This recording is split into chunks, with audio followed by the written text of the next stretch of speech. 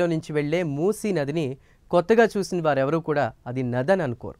అదో మురుక్కాలువ అనుకుంటారు. ఒకప్పుడు స్వచ్ఛమైన నీటితో సాగుకు తాగుకు ఉపయోగపడినటువంటి మూసీ నేడు మురికి కూపంలా మారింది. పైగా ఆక్రమణకు గురైంది. భారీ వరద వస్తే పరిసర ప్రాంతాలు ముంపుకు గురవుతున్నాయి. సామాన్య జనానికి తీవ్ర ఇబ్బందులు ఎదురవుతున్నాయి. ఈ క్రమంలో మూసీ సుందరీకరణ చేపట్టాలని రాష్ట్ర ప్రభుత్వం కృతనిశ్చయంతో ఉంది.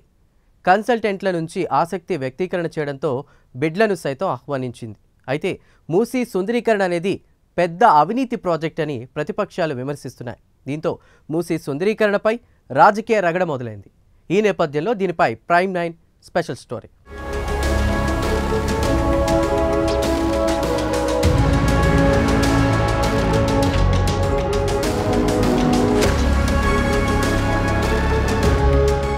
మూసీ సుందరీకరణపై ఇప్పుడు రాజకీయ రగడ మొదలైంది. BRS working president KTR Musi సుందరీకరణ ప్రాజెక్టు అతిపెద్ద అవినీతి ప్రాజెక్టు అని తీవ్రంగా విమర్శిస్తున్నారు.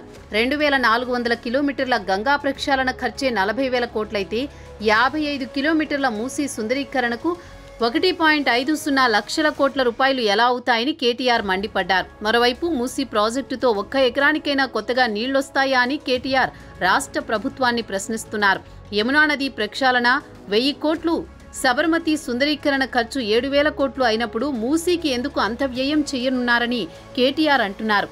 దీంతో మూసీ సుందరీకరణ రాజకీయ రంగు పులుముకుందని రాజకీయ విశ్లేషకులు చెబుతున్నారు.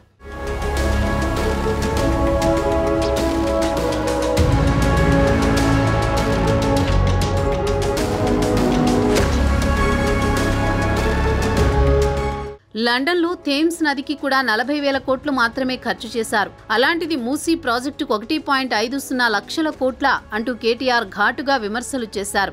దీని వెనుక ఉన్న మతలబేంటి? ఇది దేశంలోనే అతిపెద్ద కుంభకోణమని, వచ్చే ఎన్నికలకు అవసరమైన నిధుల కోసం కాంగ్రెస్ పార్టీ ఈ ప్రాజెక్టును రిజర్వు బ్యాంకులా వాడుకోవాలని చూస్తోందని కేటీఆర్ దుయ్యబట్టారు.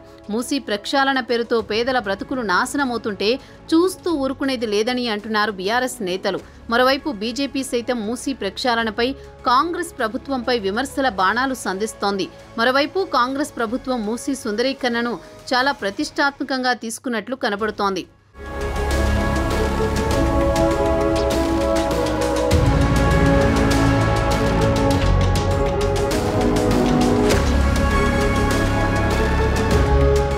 మూసీ సుందరీకరణ నగరం అన్ని వైపుల అభివృద్ధికి దోహదం చేస్తుందని ప్రభుత్వం విశ్వసిస్తోంది. మూసీ నది కారిడార్ వెంట రోడ్ కమ్ మెట్రో రైల్ మార్గం ఏర్పాటు చేయాలనేది సర్కారు ఆలోచన. ఇందులో భాగంగా నది వెంట మెట్రో రైల్ నిర్మాణానికి 9,000 కోట్ల వరకు వ్యయమవుతుందని ప్రాథమికంగా మెట్రో రైల్ అధికారులు అంచనా వేశారు. 55 కిలోమీటర్ల దూరంలో 25 కిలోమీటర్ల వరకు భూమార్గంగా వెళ్లేందుకు అవకాశం ఉందని ప్రభుత్వానికి తెలిపారు. పూర్తిగా అధ్యయనం చేసిన తర్వాతే సాధ్యాసాధ్యాలపై స్పష్టత వస్తుందంటున్నారు. హైదరాబాద్లో నార్సింగి వద్ద ఓఆర్ఆర్ నుంచి మొదలు బాపుఘాట్, హైకోర్ట్, చాదర్ఘాట్, నాగోల్ వైపు నుంచి హైదరాబాద్లోని తూర్పు ఉన్న ఓఆర్ఆర్ వరకు మూసీ రివర్ ఫ్రంట్ డెవలప్మెంట్ను ప్రతిపాదిస్తున్నారు.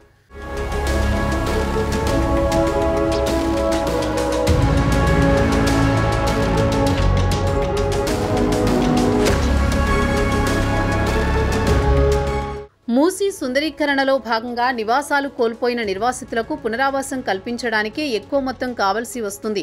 అందుకే వ్యయం ఎక్కువగా అవనుందని తెలుస్తోంది. కేటీఆర్ విమర్శలకు కాంగ్రెస్ నేతలు కూడా అదే స్థాయిలో కౌంటర్ ఇస్తున్నారు. ఔటర్ రింగ్ రోడ్ ఒకవైపు నుంచి రెండో వైపు రావాలంటే దాదాపు 80 కిలోమీటర్లు ప్రయాణించాల్సి వస్తోంది. అదే నగరం మధ్య నుంచి రహదారి ఉంటే రాకపోకలు దూరం తగ్గుతుందని కొత్త మార్గాన్ని ప్రతిపాదించారు. మూసీని సుందరీకరించడంతో పాటు రహదారి నిర్మాణం ఉంటుంది. ఈ మేరకు మెట్రో రైలు మార్గం నిర్మించాలనేది సర్కారు ఆలోచన. ఈ మార్గంలో నాగోల్ తర్వాత కొంత దూరం భూమార్గం మీదుగా మెట్రో రైలు నడపాలని ప్రతిపాదనను హెచ్ఎంఆర్ ప్రభుత్వం ముందుంచింది. ఎత్తుగా ఉన్న చోట ఈ తరహాలో ఏర్పాటు చేయవచ్చు అనే సూచనలు చేసింది. నిర్మాణ వ్యయాన్ని తగ్గించేందుకు అవకాశం ఉన్న మార్గాలను అధ్యయనం చేస్తోంది.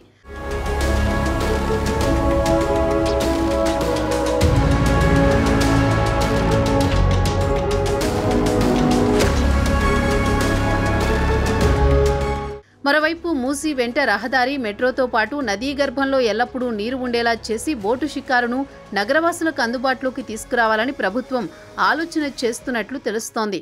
కృష్ణా గోదావరి నీటిని ఉస్మాన్ సాగర్, హిమాయత్ సాగర్లోకి తరలించి అక్కడి నుంచి మూసీలోకి నీటిని వదిలి శుభ్రం చేయాలని ప్రతిపాదిస్తున్నారు. మూసీలో ఎత్తుపల్లాలు పరిశీలించి అనువైన చోట 5 కిలోమీటర్లకు ఒక చెక్ డ్యాం ఏర్పాటు చేసి ఏడాదంతా నీరుండేలా చూడనున్నారు.